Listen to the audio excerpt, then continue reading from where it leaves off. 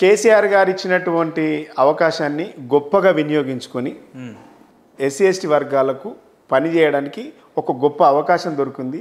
ఆ పని చేయడంలో ఒక ప్యాషన్ వెతుకొని ప్రజలకు సేవ చేయడానికి ఒక గొప్ప అవకాశం వచ్చింది. వాళ్ళకు చేసినటువంటి పనిలో సంతృప్తి కలిగిందని చెప్పుకోవడానికి నేను గ్రేట్గా ఫీల్ అవుతా. అంటే మీరేమో కేసీఆర్ ఒక సారథ్యంలో మీరు అసలు కేసీఆర్ వచ్చిందే ఎస్సీ ఎస్టీలను మోసం చేసిన ఈ గత 10 ఏళ్లని అవతల వాదన ఒక వింటా ఉంటాం కదా. ఇప్పుడు పొలిటికల్ స్టేట్మెంట్ ఇప్పుడు నేను చెప్పినవి అయితే మీరు ఇప్పుడు ఇవి నిజాలు, ఇది దాచిపెడితే దాగలేనటువంటి అంశాలు. డీటెయిల్స్ ఉన్నాయి, నేను కొన్ని డీటెయిల్స్ చెప్పలేను. ఊరు పేరు అన్నీ ఉన్నాయి, నేను ఓవరాల్గా చెప్పిన. ఇవన్నీ నేను దగ్గరుండి చేసిన అని చెప్తున్నా. నేను దగ్గరుండి చేసిన చాలామందికి ఉద్యోగాలు ఇప్పించినాం, చాలామందికి అండగా నిలబడ్డాం. నేను వచ్చినప్పుడు 1400 కేసులు, దాదాపుగా 14,000 కేసులు పెండింగ్లో ఉండేవి. ఆ కేసులన్నింటినీ కూడా 95% డిస్పోజల్ చేసినాం. 100 కోట్ల వరకు ఈ ప్రభుత్వం నుంచి వచ్చేటటువంటి ఎస్సీ ఎస్టీ కమిషన్ ద్వారా అట్రాసిటీ కేసు బాధితులు ఎవరైతే ఉంటారో వాళ్ళందరికీ కూడా రిహాబిలిటీస్ ఇప్పించినాం, కాంపెన్సేషన్ ఇప్పించినాం. 100 కోట్ల ఈ ప్రభుత్వం నుంచి 100 కోట్ల కాంపెన్సేషన్ ఇప్పించినాం. ఎస్సీ ఎస్టీ కేసు పెడితే కేసు అయినటువంటి బాధితులకు కమిషన్ చొరవ ద్వారా వాళ్ళకు కాంపెన్సేషన్ వస్తుందన్న సంగతి చాలామందికి తెలియదు. కానీ ఎస్సీ ఎస్టీ కేసు అట్రాసిటీ బాధితులు ఎవరైతే ఉన్నారో వాళ్ళకు కాంపెన్సేషన్ వస్తుంది అని చెప్పి నేను దగ్గరుండి కలెక్టర్ ద్వారా డిస్ట్రిక్ట్ ఎస్సీ ఎస్టీ వెల్ఫేర్ ద్వారా డబ్బులు ఇప్పించి వాళ్ళకి అండగా నిలబడి వాళ్ళకి ధైర్యం చెప్పినటువంటి ఘనత కమిషన్ది. అది కేసీఆర్ గారి ప్రభుత్వంలో జరిగింది. పొలిటికల్ స్టేట్మెంట్ వాళ్ళు ఎన్ని చేసుకుంటేంది, అవును వాస్తవాలు ఇవి కదా. మీరు పోయిన తర్వాత మీలాంటి వ్యక్తులు ఆ కమిషన్లో ఉన్నారని మీకు ఎప్పుడైనా అనిపించిందా? ఆలోచనల విధానం ఇప్పుడు ఒకటి, నా స్టైల్ నాది, నీ స్టైల్ నీది. చాలామందికి పదవులు వస్తుంటాయి, పదవిలో అనుభూతి పొంది ప్రజలకు సేవ చేయడం వేరు. కానీ వచ్చినటువంటి పదవిని వాళ్ళే అనుభూతి పొందడం వేరు. మాకు వచ్చినటువంటి పదవిని మేము ప్రజలను సాటిస్ఫాక్షన్ చేయడానికి ఒక ప్యాషన్గా పనిచేసి అనుభూతి పొంది, ఇది ప్రజల కోసం ఇచ్చినటువంటి పదవి, ప్రజల కోసమే పనిచేయాలనుకున్నాను. మరి మిగిలిన వాళ్ళు కూడా అందరూ అట్లా అనుకున్నప్పుడు మాత్రమే ప్రజలకు నిజమైనటువంటి న్యాయము, నిజమైనటువంటి సేవా కార్యక్రమం జరిగినప్పుడు మాత్రమే ప్రజలు సాటిస్ఫాక్షన్ అవుతారు. అంటే ఈ 2023లో కూడా జరిగిన సార్వత్రిక ఎన్నికల్లో బీఆర్ఎస్ మళ్ళీ అధికారంకి వచ్చి ఉంటే ఈరోజు మిమ్మల్ని ఏ స్థానంలో చూసి ఉండేవాళ్ళం?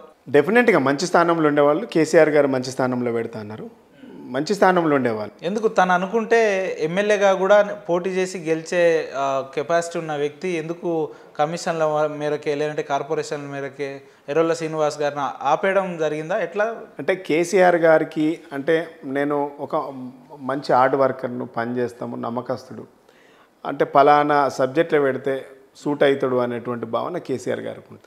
అదేవిధంగా స్థాయికి తగ్గట్టుగా గౌరవించుకోవాలనేటువంటి ఉన్నతమైనటువంటి ఆలోచనలు ఉన్నటువంటి వ్యక్తి తను. సో అందులో భాగంగానే కమిషన్ అనేది ఒక ఇండిపెండెంట్ వ్యవస్థ, పనిచేయడానికి స్కోప్ ఉన్నటువంటి వ్యవస్థ, చాలా అద్భుతంగా చేయొచ్చు అనేటువంటి భావన కేసీఆర్ గారికి ఉంది కాబట్టి అది నాకు అప్పచెప్పిండని అనుకుంటా. ఎట్లుందన్న మీ రోజు? ఇప్పుడు అధికారం కోల్పోయింది, దాదాపు సంవత్సరంన్నర అవస్థ ఉంది. ఎట్లుంది మీ రోజువారీ దినచర్య కార్యక్రమాలు ఎట్లున్నాయి? ప్రజలకు గతంలో ఏ రకంగా అవైలబుల్ ఉండేనో అదే రకంగా ఉన్నారా, లేదంటే కార్యక్రమాలు ఏం చేస్తున్నారు ఇప్పుడు? మేము ప్రభుత్వంలో ఉన్నప్పుడు ఎట్లయితే పనిచేసినామో అప్పటికంటే ఇంకెక్కువ కూడా పనిచేస్తూ ఉన్నాం ఇప్పుడు. ఎందుకనంటే అప్పుడు పని ఉండే 14 సంవత్సరంలో ఉద్యమంలో తెలంగాణ కోసం ఎట్లా కొట్లాడాలి, తెలంగాణ ఎట్లా తెచ్చుకోవాలని నిరంతరం అదే ఆలోచన. వచ్చిన తెలంగాణను ఎట్లా డెవలప్ చేసుకోవాలి, 65 సంవత్సరాలు నష్టపోయినాం.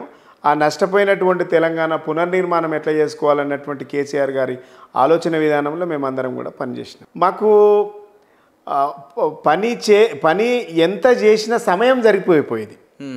పార్టీలో ఉన్న ప్రభుత్వంలో ఉన్న చాలామందికి మాకు పని చేయడానికి సమయం సరిపోయిపోయింది. 24 గంటలు సరిపోయిపోయేదా? అంటే ఇంకా అంటే తపన ఉన్నవాడికి ఎంత చేసినా టైం సరిపోదు. తపన ఉన్నవాడికి ఎంత చేసినా సమయం సరిపోదు. చేయొద్దు అని అనుకున్నోనికి వాడికి ఎంత సమయం ఉన్నా వృధానే కదా. ఇప్పుడు నేను వీళ్ళు సమయం అంతా వృధా చేస్తున్నారు అనుకుంటున్నాను. వీళ్ళకి చేయడానికి అవకాశం ఉంటే కూడా ఈ సమయాన్ని అంతా వృధా చేసుకుంటూ టైంపాస్ చేస్తుంటారు. ఎందుకనంటే 6 గ్యారెంటీలు అన్నారు, అవును 100 రోజులు టైం చెప్పిండ్రు. 6 గ్యారెంటీలు ఏమైనాయి? అమలు ఎందుకు జరుగుతలేదు? వాటి మీద ఎందుకు దృష్టి పెడతలేదు? అవ్వట్లేవంటారా అన్న? లేదంటే మహిళలకు ఉచిత బస్సు ఇచ్చినాం అంటున్నారు, లేదంటే 200 యూనిట్ కరెంట్ ఇచ్చినాం అంటున్నారు, 500కి గ్యాస్ ఇచ్చినాం అంటున్నారు, 10 లక్షల ఆరోగ్య బీమా చేసినాం అంటున్నారు, రైతు బంద్ చేసినాం, రైతులకు బోనస్ 500 ఇచ్చినాం అంటున్నారు. ఇట్లా అనేకమైన చెప్తున్నారు కదా, ఈ క్షేత్రస్థాయిలో జరుగుతలేవంటారా? క్షేత్రస్థాయిలో జరిగితే నువ్వు యూట్యూబ్ ఆన్ చేస్తే, జనరల్గా మీరు కూడా తిరుగుతారు, యూట్యూబ్ ఆన్ చేస్తే అసలు ఈ ప్రభుత్వాన్ని తిట్టినన్ని బూతులు, బండ బూతులు, చెప్పరా అన్నటువంటి వాడనటువంటి బూతులు ఈ ప్రభుత్వాన్ని తిడుతుండ్రు అంటే మరి అది చేస్తున్నట్ట చేయనట్ట? వాళ్ళు ఏమంటారంటే ప్రతిపక్షం 1,00,000 కోట్లతోటి బలంగా ఉంది, ఒక 10-15 యూట్యూబ్ ఛానల్స్ పెట్టి దాదాపు దుబాయ్ నుంచి కూడా ఆపరేట్ చేస్తున్నారు, అంత పెద్ద నెట్వర్క్ వ్యవస్థ వాళ్ళకు ఉంది అంటారు వాళ్ళు.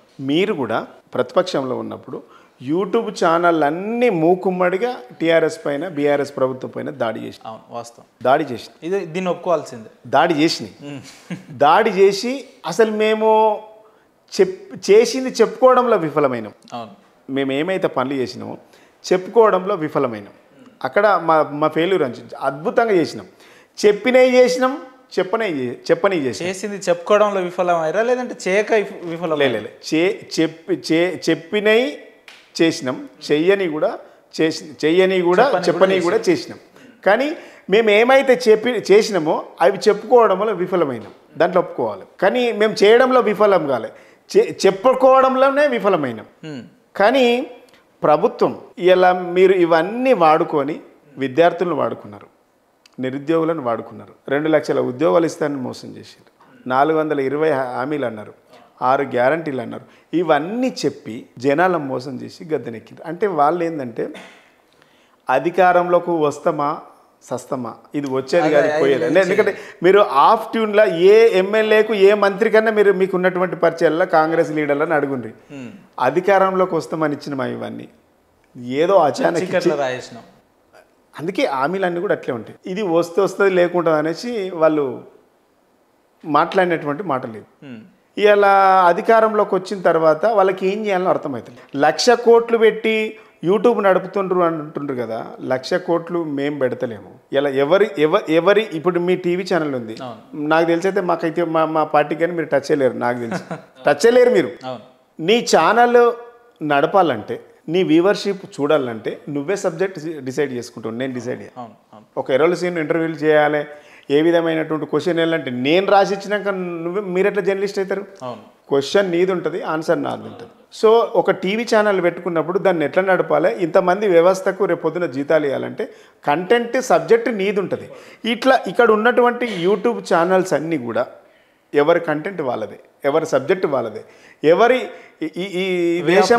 దేశంలో స్వేచ్ఛ ఉంది, స్వతంత్రం ఉంది, ఫ్రీడమ్ ఉంది, మాట్లాడే హక్కు, ప్రశ్నించే హక్కు ఉంది. కాబట్టి ఎవరి విధానంలో వాళ్ళు వెళ్తారు అంతే తప్ప ఇలా మీరు 1,00,000 కోట్లు పెట్టి యూట్యూబ్ని మెయింటైన్ చేస్తారంటే ఇలా మేము అడుగుతున్నాం, మీరు 1,00,000 కోట్లు పెట్టి ఆనాడు యూట్యూబ్లో మెయింటైన్ చేసిండ్రా? ప్రజల పక్షాన నిలబడేటి పత్రికలు, మీడియా ఛానల్స్. కానీ ఎట్లా సాధ్యం అవుతుంది అన్న? 10 ఏళ్ళుగా తెలంగాణ మొత్తం పచ్చదనంగా ఉన్నట్టు, లేదంటే కరువు కాటకాలు లేని తెలంగాణ ఉన్నట్టు అనిపించింది. ఇప్పుడు కాంగ్రెస్ రాగానే కేవలం ఒక 5-6 నెలలనే ఏదో కరువు తెలంగాణ వచ్చింది, లేదంటే నీళ్లు లేక పొలాలు ఎండిపోతున్నట్టు, బోర్ బావులు పడనట్టు, ఈ రకంగా ఎట్లా ప్రొజెక్ట్ అవుతుంది, ఎట్లా ప్రజెంటేషన్ అవుతుందని? అంటే ఇప్పుడు అధికారంలో ఉన్న వాళ్ళకు అంటే వాళ్ళకు ఒక ప్లానింగ్ లేదు, ఒక ప్రణాళిక లేదు, ప్లానింగ్ లేదు, ముందు చూపు లేదు, వాళ్ళకు సబ్జెక్ట్ లేదు, డిస్కషన్ లేదు, సమీక్ష లేదు, రివ్యూ లేదు, అవగాహన లేదు.